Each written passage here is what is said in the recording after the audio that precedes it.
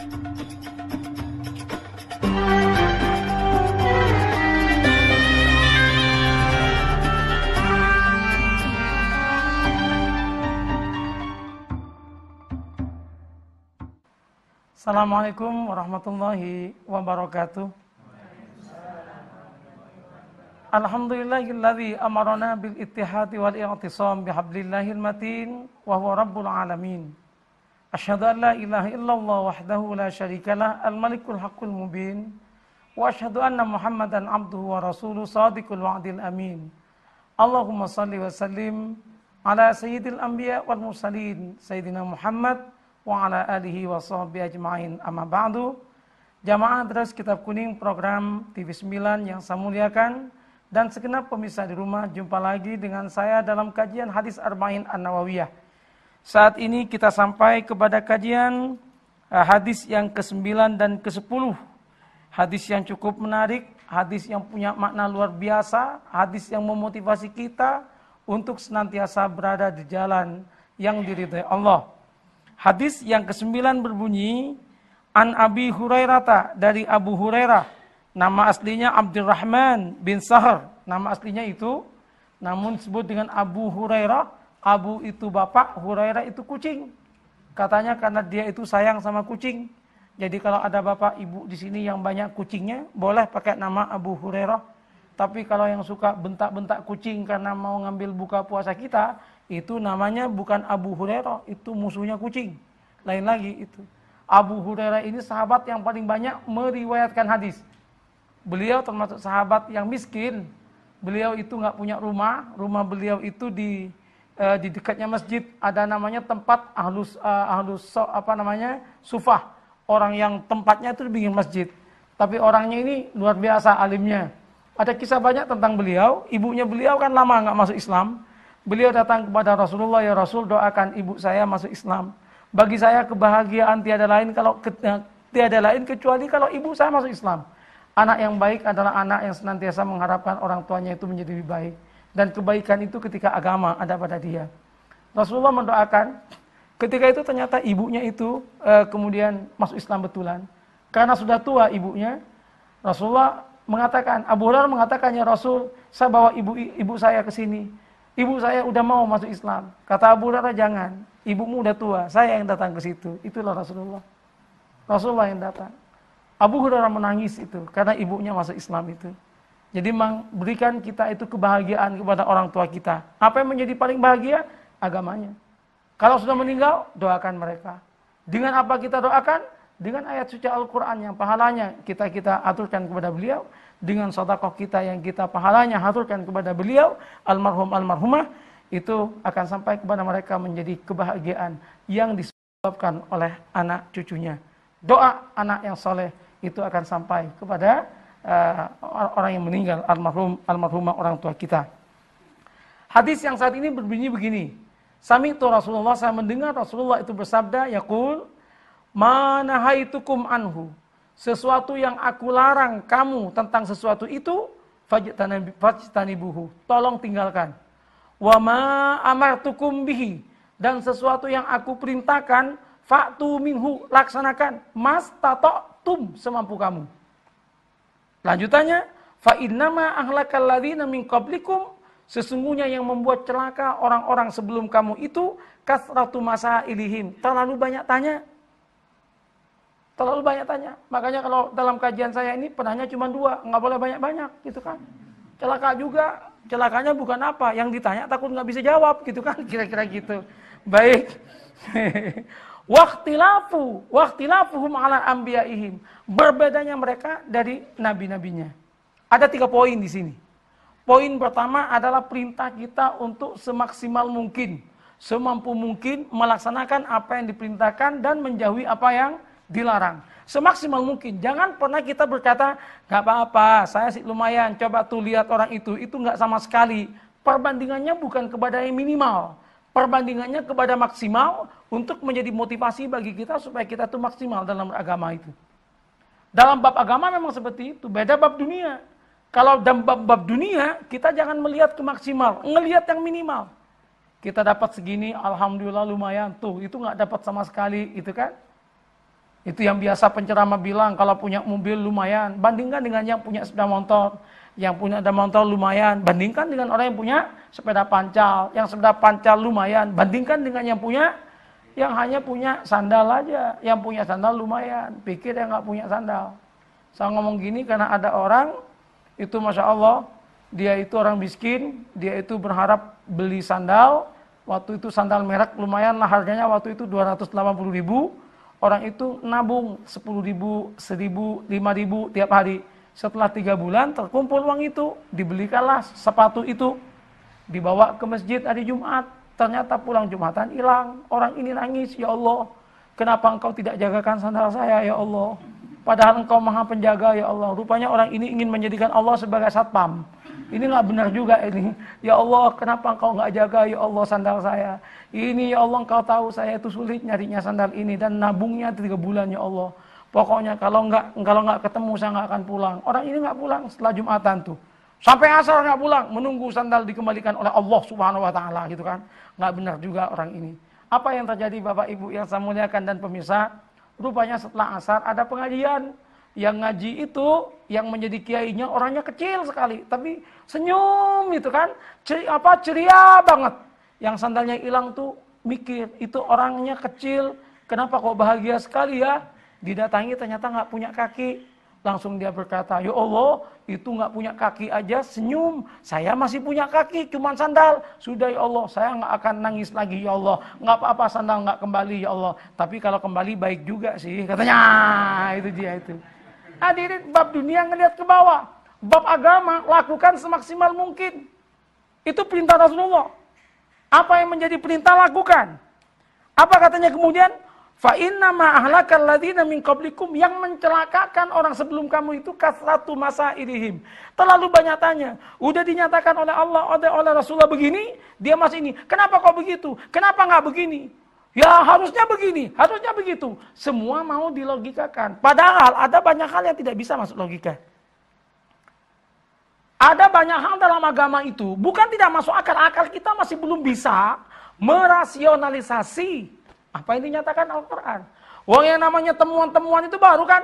Marajal bahraina yaltaqiyan bainahuma barzakhun yabghiyan.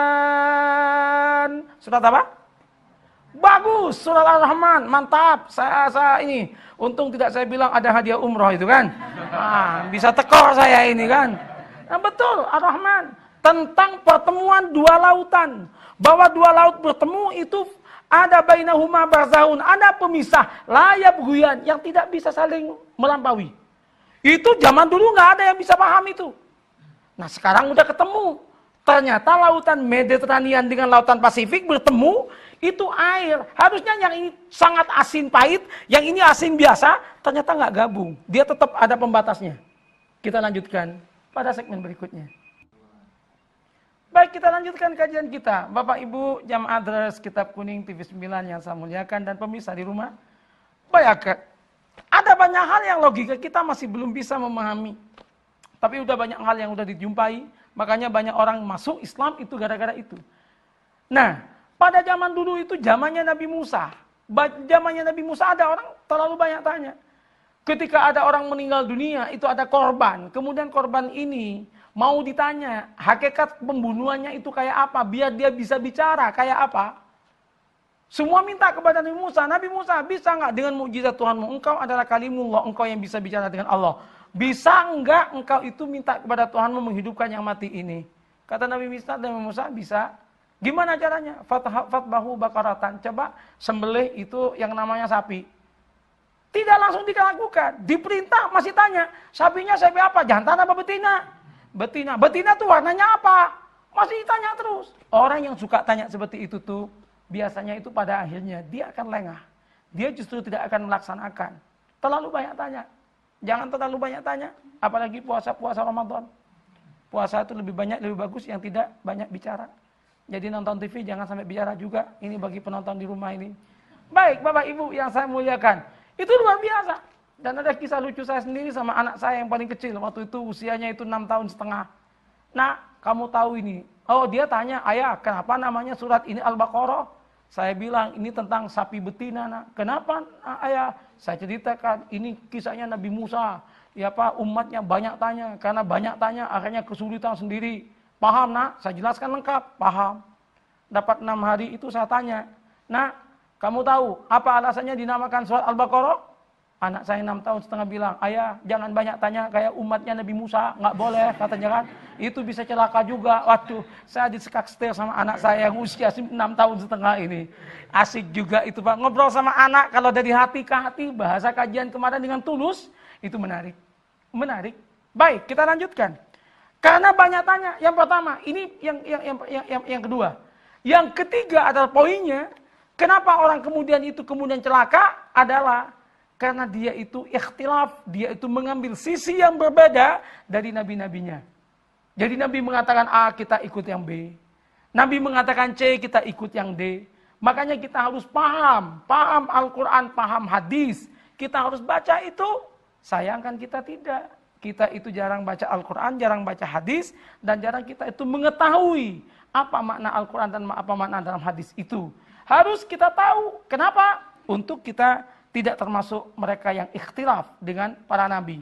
Mengambil jalan yang berbeda dari utusan Allah, berarti kita mengambil jalan yang salah.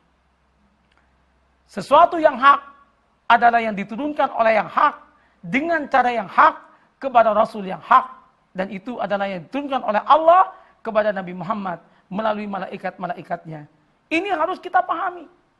Kalau sudah kita memahami ini, ibu bapak yang saya muliakan, baru kita akan tahu halal haram, dan itu kemudian masuk kepada hadis berikutnya.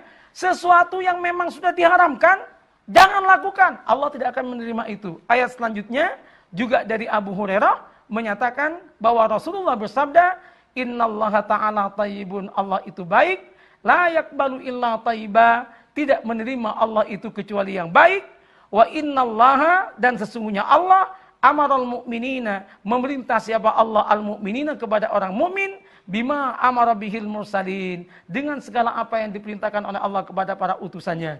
Faqala ta'ala, Allah itu berfirman, ya ayyuhar rusulu, wahai para rasul, kulu minat tayyibati, makanlah minat tayyibati dari sesuatu yang baik, wa'malu shaliha, dan lakukanlah kebaikan.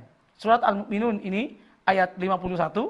Dan Allah juga berfirman, ya ayyuhalladzina amanu kulu min tayyibati ma razaqnakum, wahai orang-orang yang beriman, makanlah sesuatu yang baik dari apa yang telah aku rizkikan kepadamu. Ini surat Al-Baqarah ayat 172. Kemudian summa dzakara rajula, Rasulullah kemudian menyebutkan kisah tentang seorang laki-laki yutilus safar, yang dia itu melakukan perjalanan panjang, as'asa wa aghbara yamuddu yadayhi lis-sama. Orangnya itu penuh dengan debu, dan kemudian dia berkata kepada Allah, ya Rab, wahai Tuhan, wahai Tuhan. Tetapi kata Rasulullah, wa mat'amuhu haramun, makanannya haram. Wa mashrabuhu haramun, minumannya haram. Wa malbasuhu haramun, makanannya juga haram. Wa udhiya bil haram, semuanya tempat haram, tempatnya juga haram. Fa anna yustajabu lahu, maka bagaimana doa akan dikabulkan? Bagaimana doa dikabulkan? Kalau begitu keterkabulan doa dan amal-amal kebaikan itu akan muncul ketika dia itu melaksanakan perintah Allah. Salah satunya bab makanan, menjadi makanan yang baik. Banyak orang, saya sering katakan itu, banyak orang nggak paham ini beda halal dan haram. Uang halal, uang haram nggak tahu, tapi uang asli sama uang palsu tahu semua. Asik ini. Uang asli tahu, uang palsu tahu, uang halal dan haram nggak tahu. Padahal itu yang sangat penting dalam kehidupan kita. Bahasa guyonnya teman saya, barang haram itu jangan dimakan. Haram itu najis, najis itu kotoran. Kotoran itu bahasa Jepangnya tai. Itu guyonnya teman saya itu. Yang haram nggak bisa. Kullu lahmin nabata min sutin fannaru aula bih. Daging yang tumbuh dari barang haram, maka neraka akan utama bagi dia. Coba bayangkan. Neraka bagi utama. Artinya tidak akan ada kebahagiaan batin. Betapapun makanannya enak. Oleh karena itu saya selalu mengatakan kepada keluarga-keluarga yang ikut training keluarga sakinah. Ketika Anda sudah ikut training keluarga sakinah, anak sudah digajikan, kemudian anak disekolahkan. Tetapi kenapa kok masih ada kegelisahan? Kenapa anak kok sulit dituturi untuk sesuatu yang baik?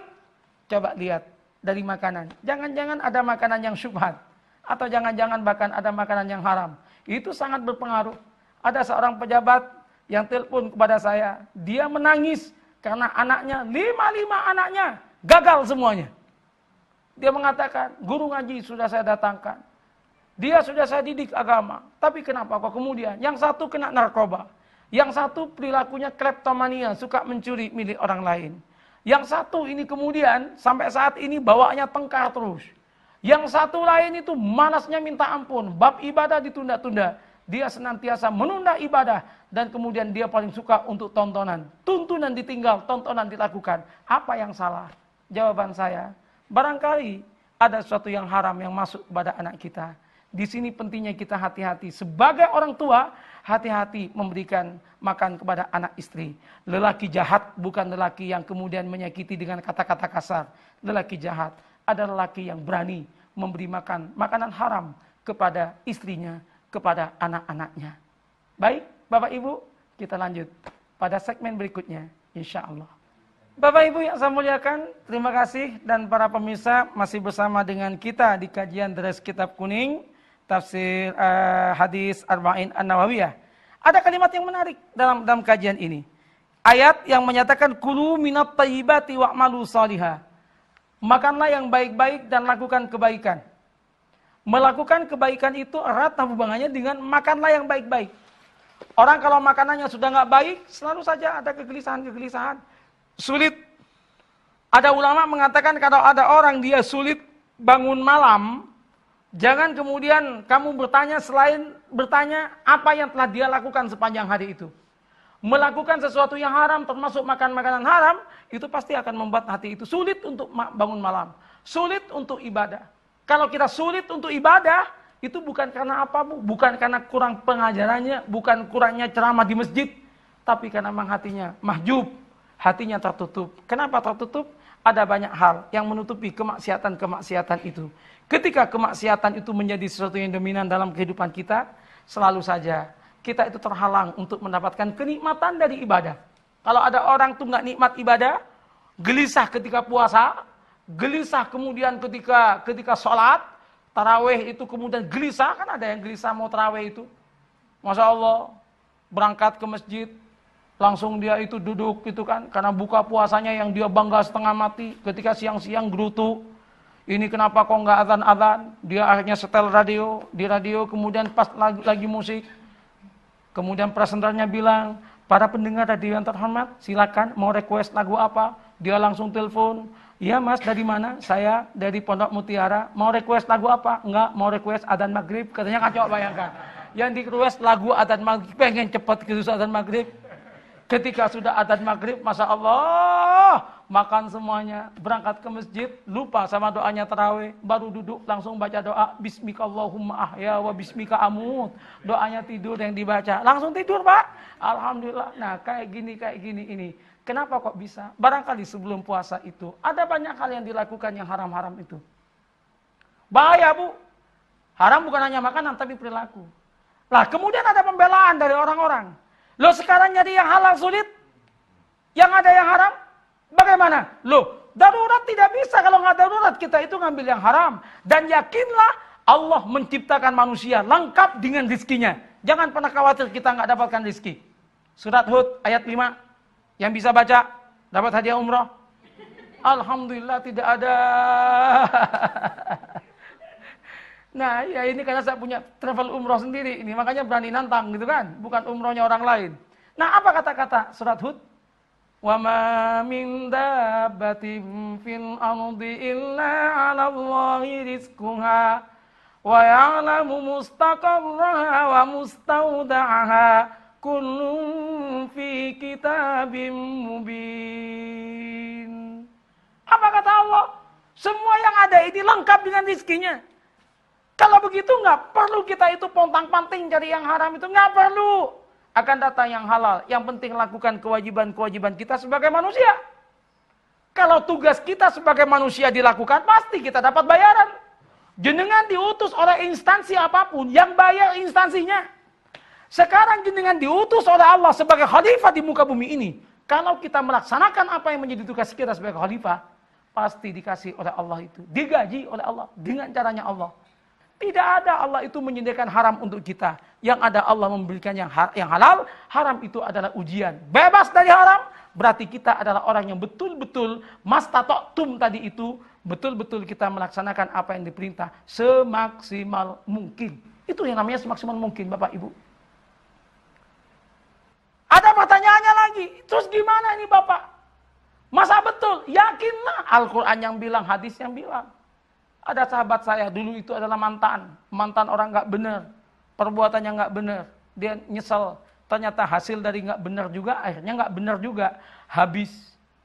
Akhirnya dia setelah pensiun dia berubah, dia kemudian menjadi orang baik betul, dan dia itu kerjanya ngaji tiap hari. Kalau nelpon saya, SMS saya itu pasti itu bab agama, sedikit-dikit nyebut ayat-ayat Allah, masya Allah, subhanallah. Orang ini sekarang oleh Allah dimudahkan rizkinya, digampangkan dan didamaikan oleh Allah Subhanahu wa taala. Ada?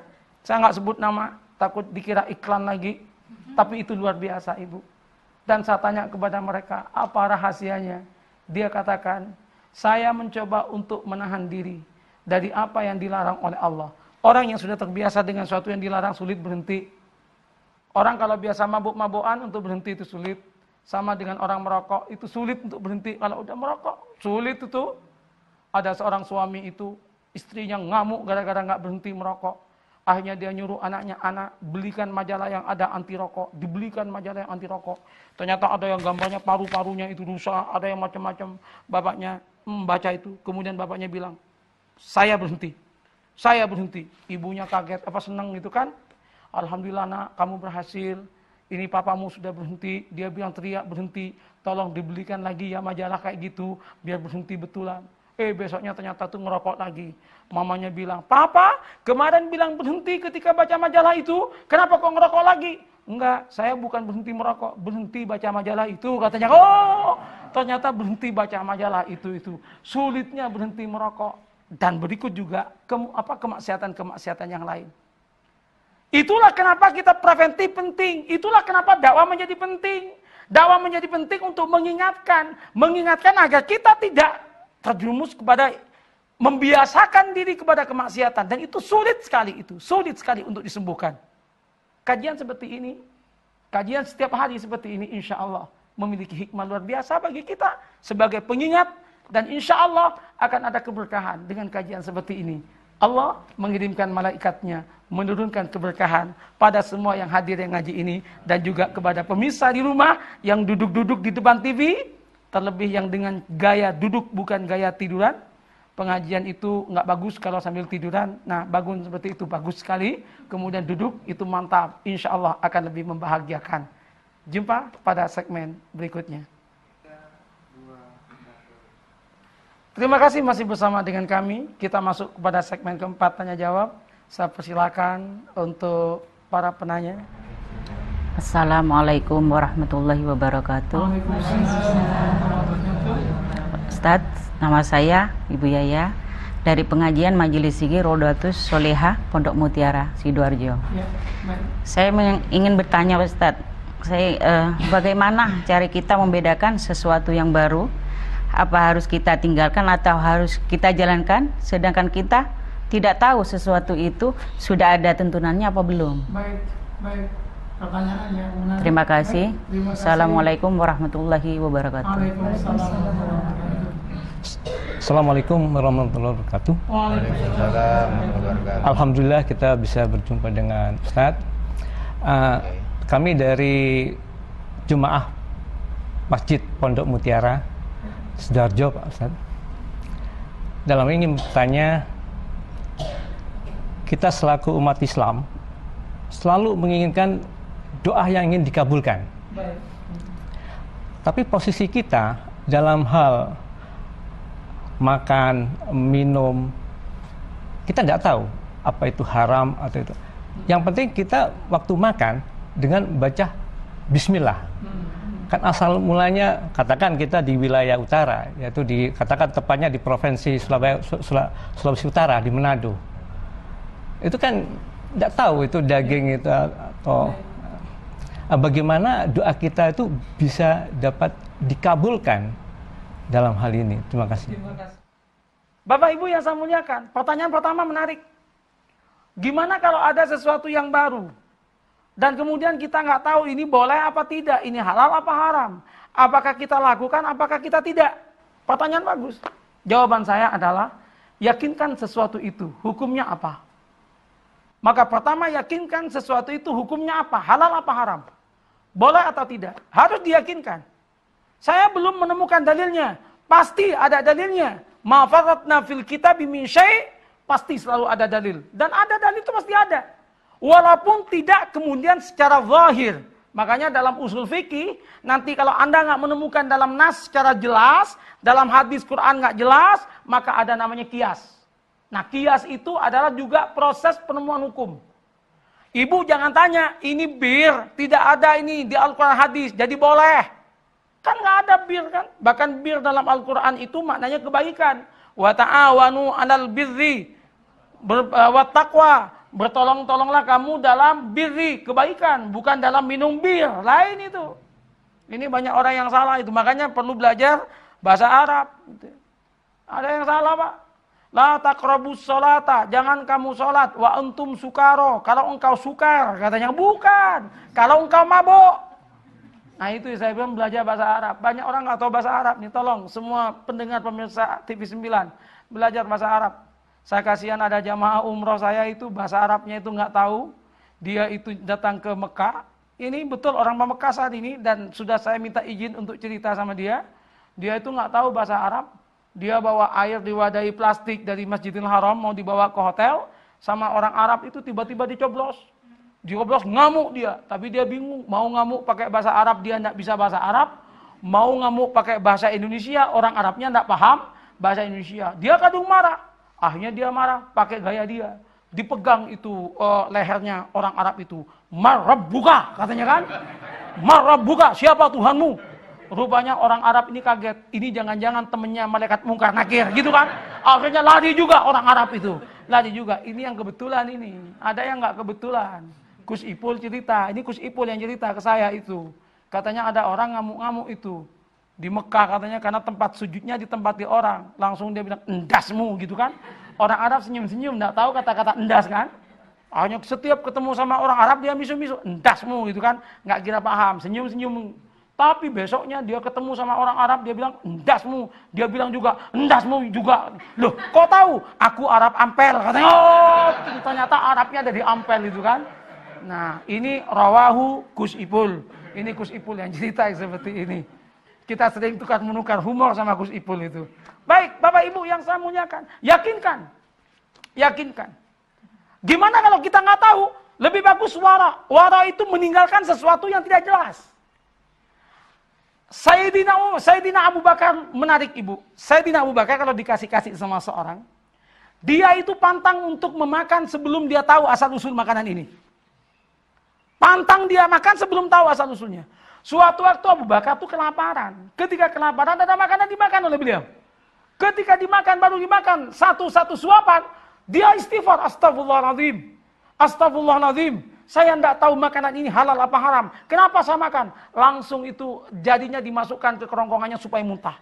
Dan akhirnya muntah, ditanya sama sahabat, kenapa engkau lakukan itu ya Abu Bakar? Abu Bakar mengatakan, la'an adha'afifi turaba khairun min an akula harama. Daripada saya itu makan haram, lebih baik aku makan debu. Lebih baik aku makan debu ketimbang makan haram. Coba, luar biasa kan? Ini namanya wara. Tingkatannya tingkatan wara. Ada hubungannya dengan hadis yang hari kedua, kalau nggak ketiga kemarin dalam kajian kita. Yakni tentang halal, haram, dan syubhat. Kita harus mampu bisa membedakan itu. Itulah fungsi pengajian. Oleh karena itu pengajian harus lanjut. Jangan pernah berhenti. Mencari ilmu itu bukan hanya untuk saat ini. Sampai kita mati. Rasulullah aja yang nanam masalah keimanan 13 tahun di Mekah. Kita itu butuh lebih dari itu sampai mati. Makanya sebut menuntut ilmu itu dari buayan ibu, bunda, sampai ke liang lahat. Itu kata-kata, saya nggak nyebut hadis. Karena setelah dicek, tidak ada hadisnya ini. Tapi ini terkenal. Ilal lahdi, minal mahdi, ilal lahdi. Itu kan terkenal. Tapi itu kita nggak dapatkan itu hadisnya itu.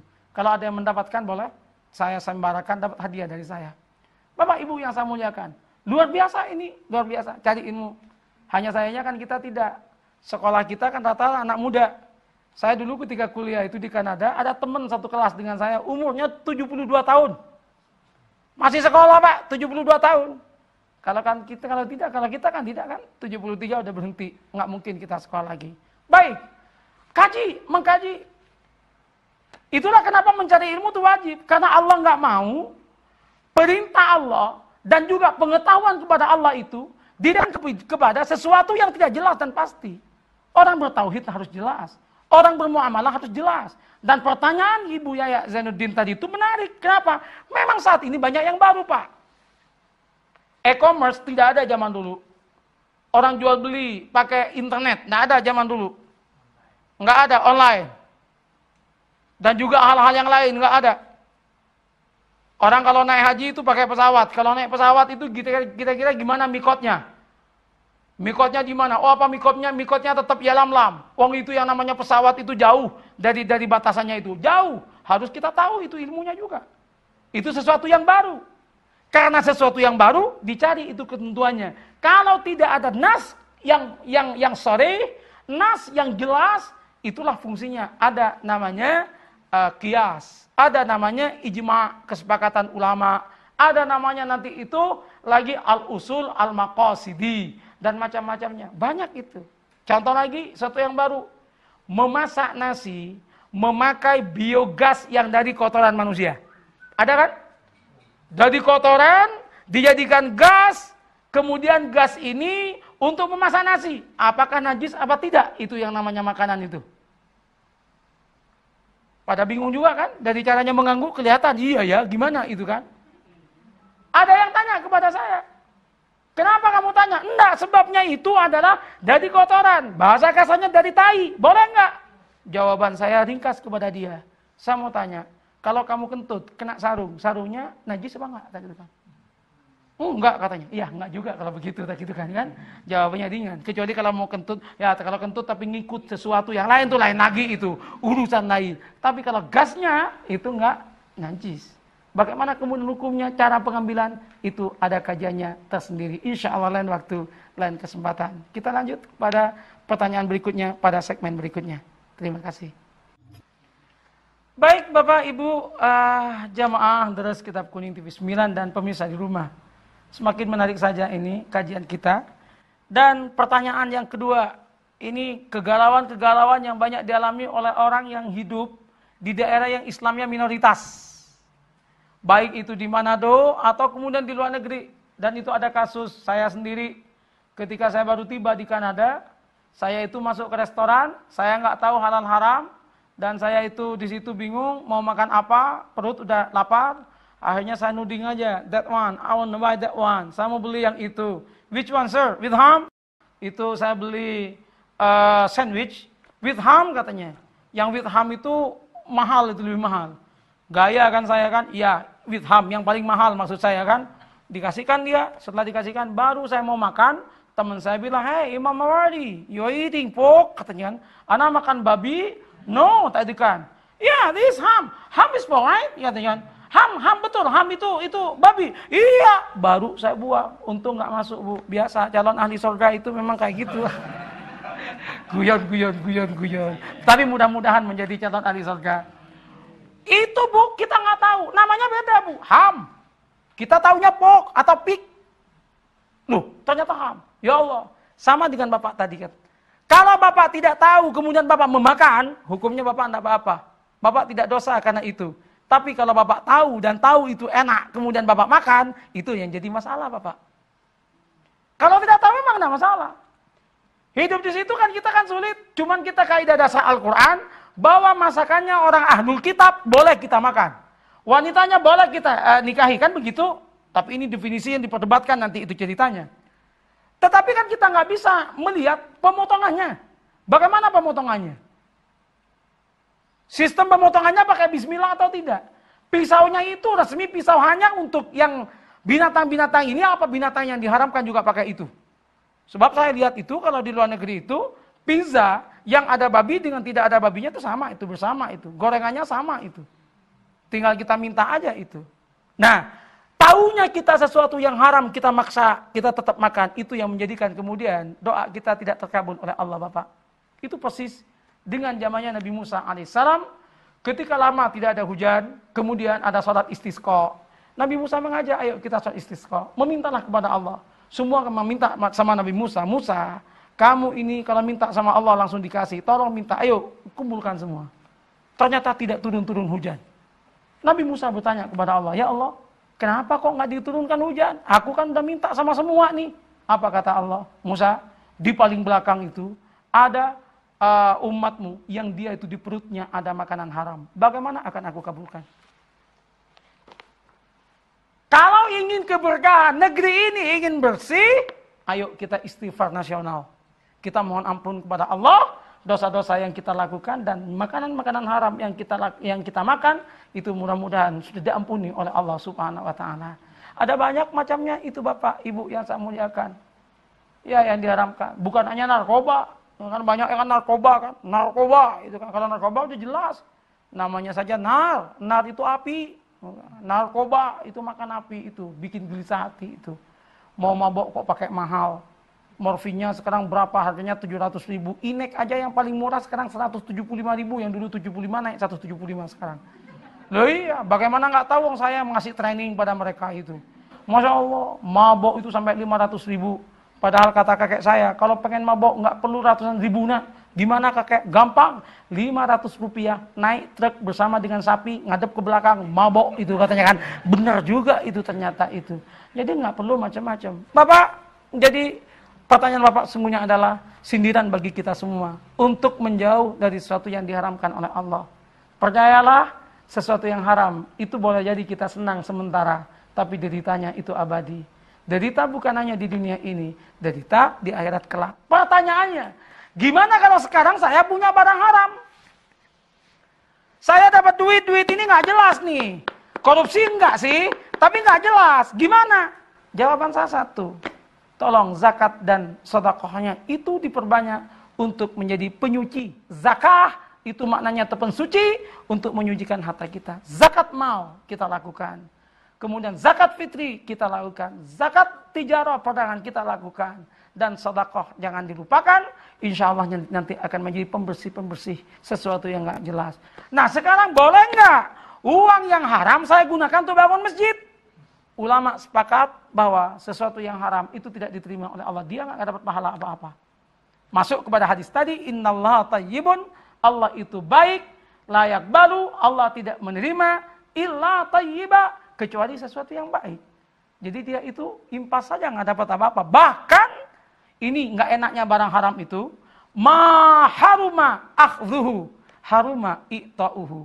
Sesuatu yang mendapatkannya itu haram pula untuk kita memberikan. Bagaimana orang yang menerima? Kalau orang menerima itu tahu itu barang haram, haram juga menerimanya itu. Kecuali kalau nggak tahu. Orang nggak tahu itu nggak punya hukum, Pak. Jadi itu, Pak. Nah, kalau begitu mutlak berarti nggak boleh yang haram. Iya, mutlak. Kecuali dalam keadaan darurah. Karena ada kaidah ad-daruratu tubihul mahdzurat. Sesuatu yang darurat, kondisi darurat itu akan akan membolehkan sesuatu yang dilarang oleh Allah Subhanahu wa taala.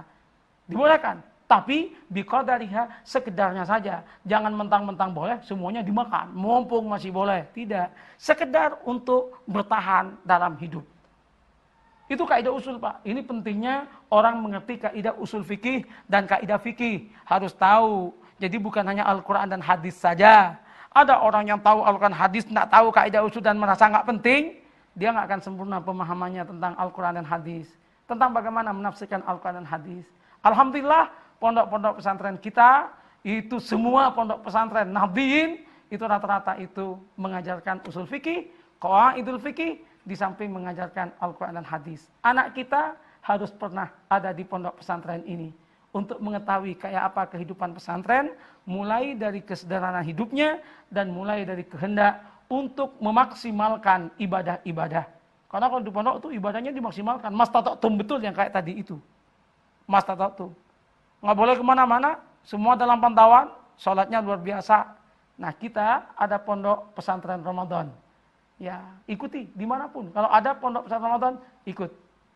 Insya Allah itu akan menjadi salah satu jalan pencerahan untuk akal kita dan untuk hati kita.